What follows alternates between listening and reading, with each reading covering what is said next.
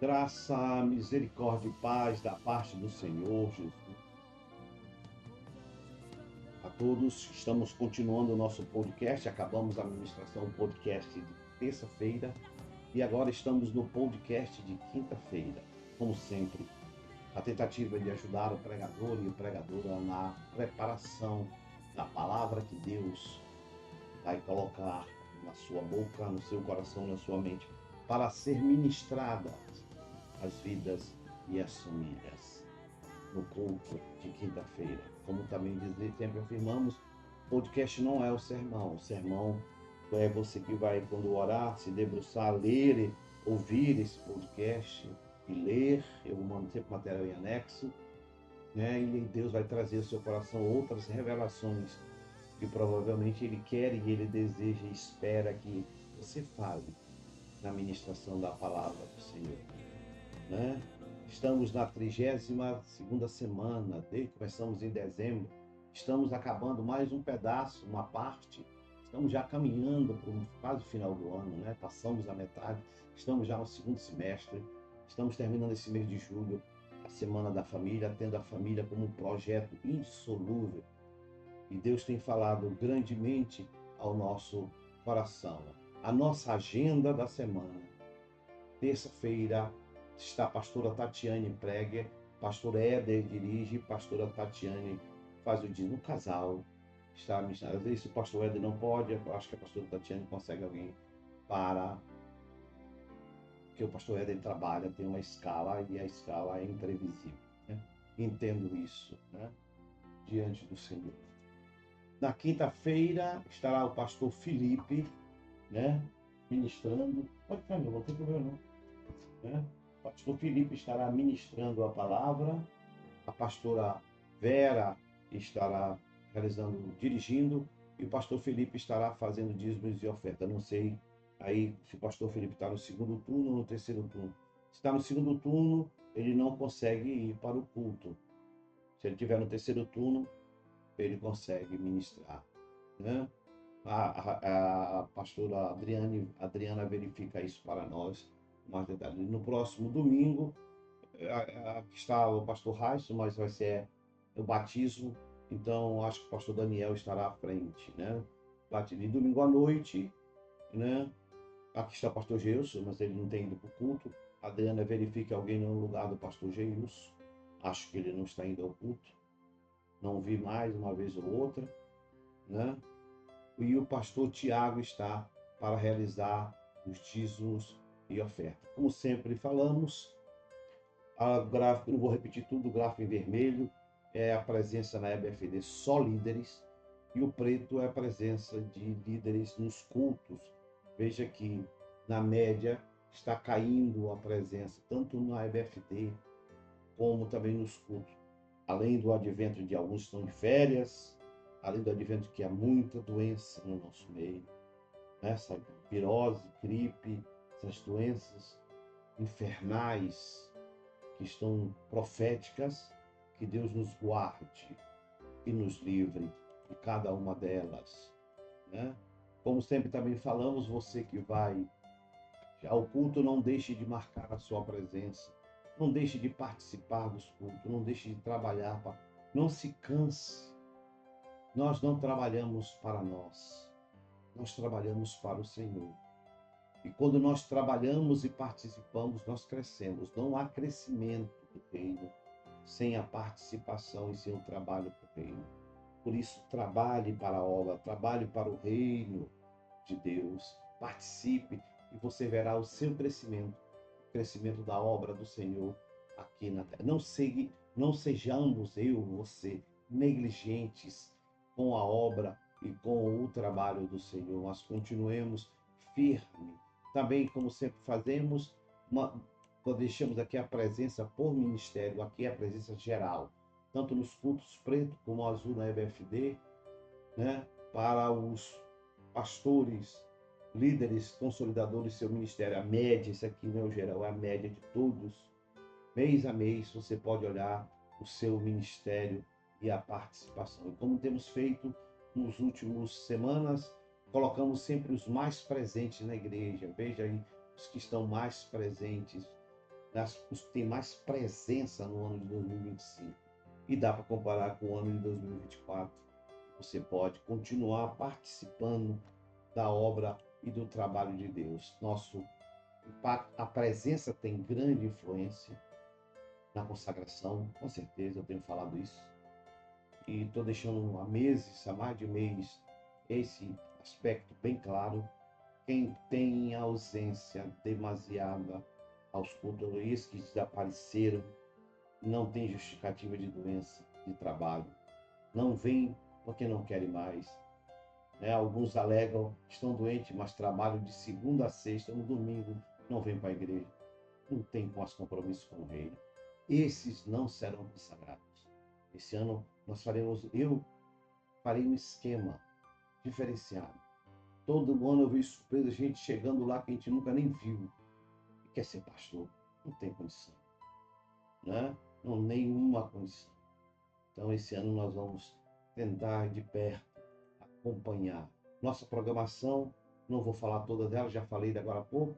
Dia 19, agora o próximo sábado do mês, estejamos na base do pastor Eric e da pastora Rossi Kellen. Domingo pela manhã, batismo. Pessoas estarão submetendo ao batismo. O Nefão, dia 1º, né? Já falando do mês de agosto, o Nefão, dia 1º.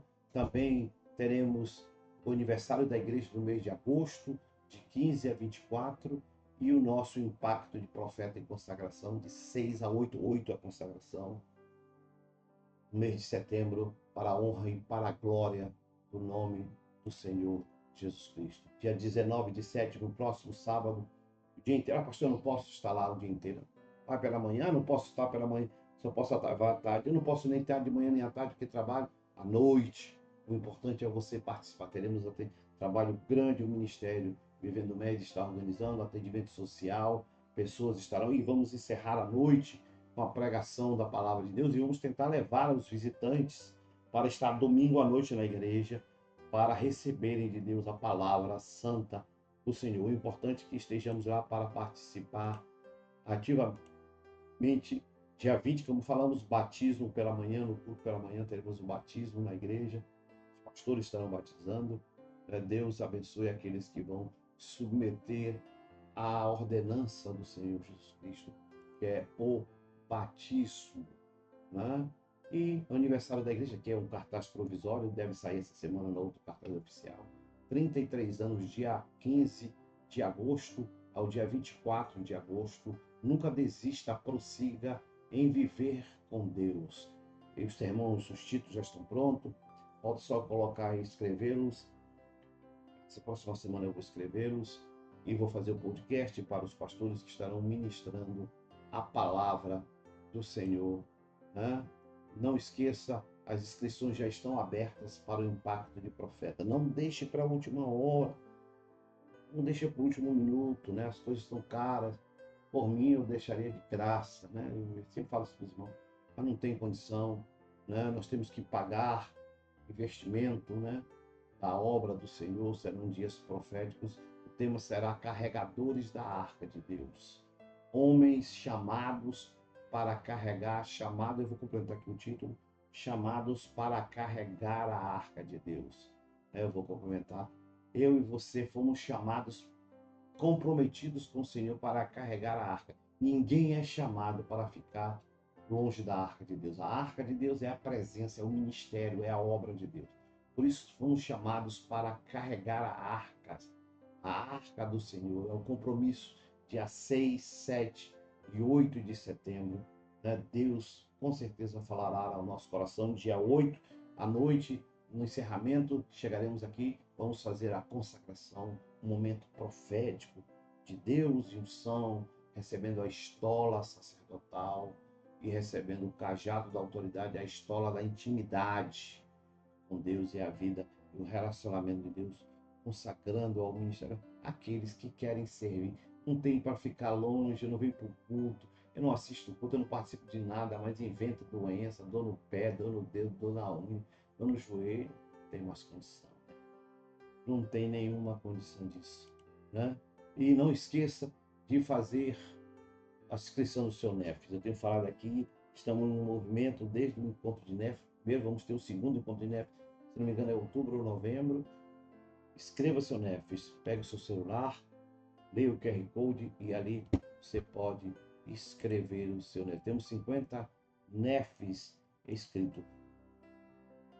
O nosso tema, que está chegando ao fim agora em julho, nunca desista, prossiga. Nunca desista, prossiga, vai até novembro.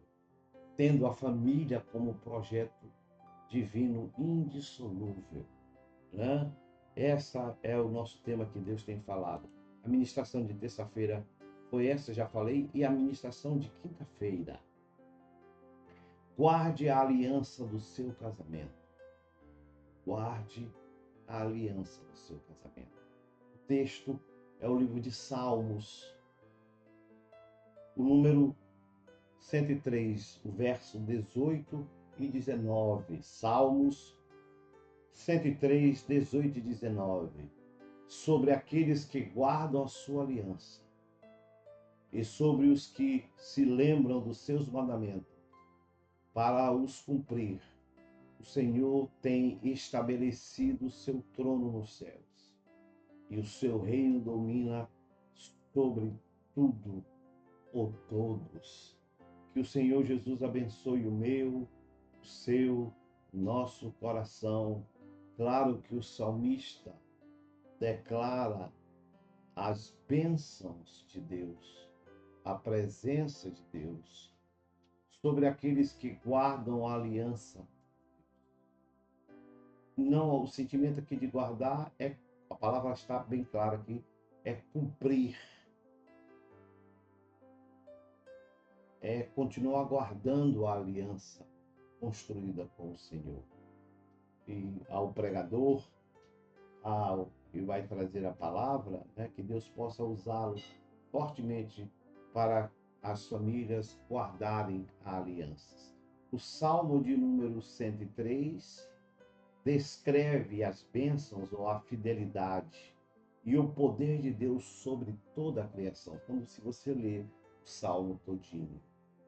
Os versos 18 e 19, aqui mencionado 18, fala da aliança com Deus, com aquele que o temem e obedecem e seguem essa aliança, os mandamentos, enfatizando o seu amor eterno, o amor eterno de Deus e a sua infinita misericórdia, ou a misericórdia divina de Deus sobre a minha, sobre a sua e as nossas vidas. Já o versículo 19 destaca o reino eterno de Deus, estabelecido nos céus e que tem domínio sobre todas as coisas, sobre tudo que está abaixo do seu governo, do seu controle.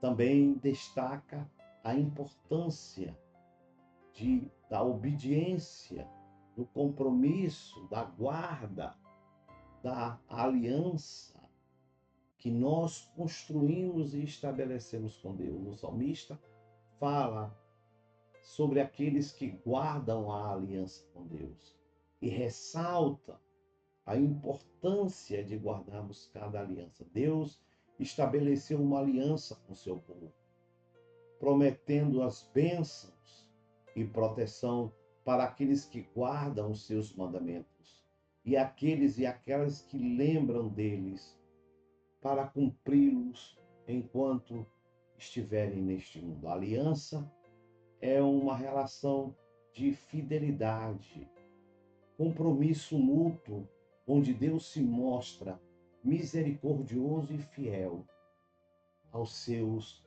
seguidores ou aqueles que seguem ou lutam para servi-lo e para segui-lo. Este versículo também enfatiza o poder e a soberania de Deus sobre toda a sua criação, sejam ela homem, animais, plantações, luminares, planetas. Deus tem controle sobre tudo. Ele é o rei do universo. O seu trono estabelecido nos céus e o seu reino se estende em toda a terra. Descreve o salmista. A frase domina sobre tudo e todos, demonstra a autoridade absoluta de Deus sobre todas as coisas, incluindo o tempo, a história e a vida e o destino de cada pessoa existente ou que existiu ou existirá neste mundo. Ninguém fica isento do controle da direção de Deus. Deus nos revela a fidelidade dele, principalmente aqueles que guardam, aprendem a guardar a aliança feita com Deus e lutam neste mundo para mantê-las firmes diante do Senhor, como o casamento. Por isso, somos ensinados por Deus, né? Diz aqui a descrição, através dos grandes homens e mulheres de Deus, aprendemos a guardar a nossa aliança, que regem o nosso relacionamento com Deus em todas as áreas da nossa vida. O casamento é um deles. Eu sempre digo que o relacionamento com Deus é abalizado em cima de alianças que construímos. Quanto mais alianças eu e você construímos com Deus, maior é o nosso relacionamento com Ele. Quanto menos alianças nós construímos com Deus, menor será o nosso relacionamento com Ele. E o casamento é uma dessas alianças. Podemos afirmar com toda a convicção que não existe relacionamento verdadeiro com Deus se não fizermos e se não guardarmos, se não construirmos alianças. Por isso, o texto que lemos diz sobre aqueles que guardam a sua aliança e sobre os que lembram dos seus mandamentos para os cumprir. O Senhor tem estabelecido o seu trono nos céus e o seu reino domina sobre tudo e sobre todos. Por isso, preciso aprender, o pregador, né? Preciso aprender a dimensão, a magnitude, a importância. E hoje isso aí, pregador, deixa Deus lhe usar. O que representa uma aliança, não para só com a minha vida e com a minha esposa, ou com o meu casamento. Hoje, a futilidade que alguns têm para relação a algo tão importante aos olhos de Deus.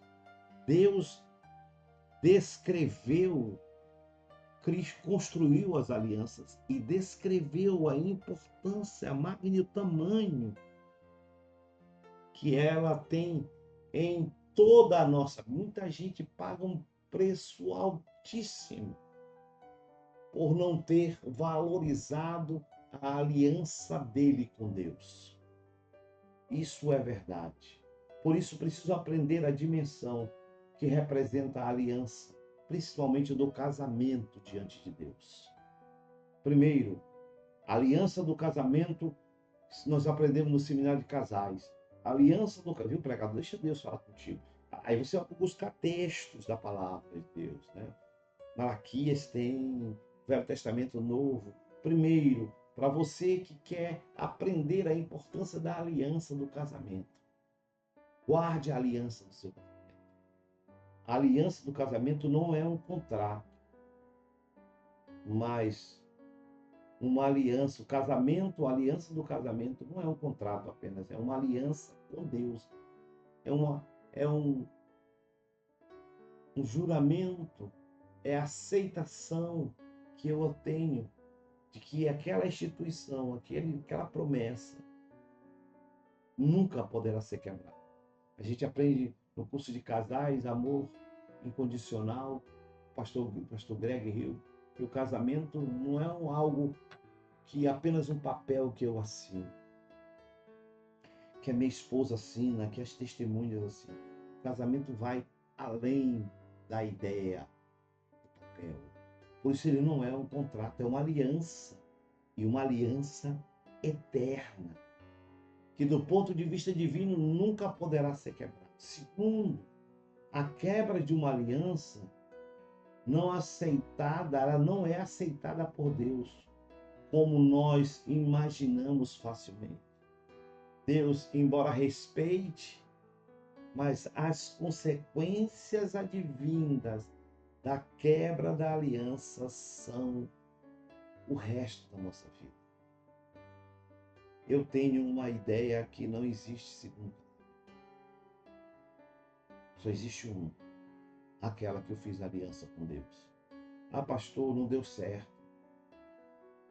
Não era a pessoa, eu fiz uma besteira. Eu cometi um erro. Eu cometi uma falha. Tudo bem, eu cometi, você cometeu. Mas isso não destrói a promessa de Deus. A aliança é eterna. Por isso que eu estou dizendo, dois, a quebra de uma aliança não é aceita por Deus como nós imaginamos. Não, pronto, eu fui lá, desfiz o casamento, acabou, esqueceu. Não, não é. E pode ser até que com essa segunda pessoa, estou sendo até mais feliz do que a primeira. Mas as consequências da quebra da aliança, não com a minha esposa, não com o meu esposo, mas com Deus. E o profeta Malaquias fala muito, eu vou ter aqui no final um pedacinho, mas leia mais o capítulo 2 do profeta Malaquias, que Deus, a quebra de aliança traz consequências terríveis. Eu deixo o pregador ir atrás. Terceiro, a aliança com Deus, elas são eternas. O problema é que a ideia de aliança para mim é humana, é um contrato, não é. É uma certidão de casamento, não é. É a palavra do juiz, não é. A palavra do pastor, não é. A aliança de casamento é eu aceitar o projeto e o ministério, como diz Jesus no capítulo 19 de Mateus, que nem todos estão preparados para esse ministério. Eu aceitar projeto de Deus para a vida de duas pessoas como eterno em minha vida. Quando eu caso, eu estou dizendo para Deus, eu nunca vou me separar. Essa separação ocorrerá apenas pela morte. Eu vou suportar todas as circunstâncias e situações que o casamento e o relacionamento aparece, mas eu vou continuar firme. Então, a aliança com Deus são eternas, não podem ser quebradas. Quarto, a aliança do casamento é construída com Deus e não com o meu. Eu casei com a minha esposa, não, você casou com Deus. Não, eu casei com meu esposo, não, você casou com Deus.